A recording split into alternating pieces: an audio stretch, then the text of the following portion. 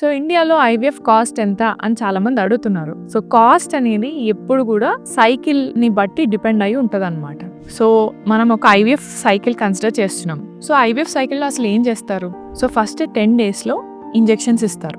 So injections అంటే ఏంటి? So 3 types or 2 types of injections ఉంటాయి. సో FSH, LH అనే హార్మోన్ ఇస్తారు.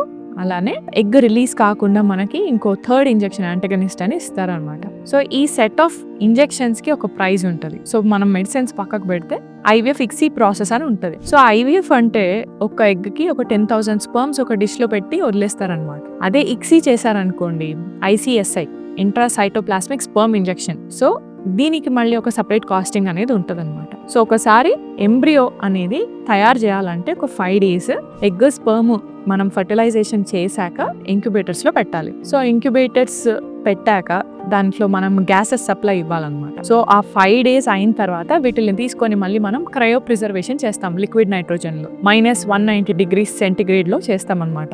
సో ఈ క్రయో ప్రిజర్వేషన్, ఈ ఫ్రీజింగ్ అనేది మనం ఎన్ని ఇయర్స్ కైనా పెట్టుకోవచ్చు. సో దాంట్లో లిక్విడ్ నైట్రోజన్ ఫిల్ చేసుకుంటూ ఉండాలి. సో ఫ్రీజింగ్ కాస్ట్ అనేది ఉంటుంది. సో ఇవన్నీ కంబైన్డ్ గా ఒక ప్యాకేజ్ అనేది డిసైడ్ అవుతుంది అనమాట. కాకపోతే ఇంజెక్షన్స్ కాస్ట్ డిఫర్ కావచ్చు.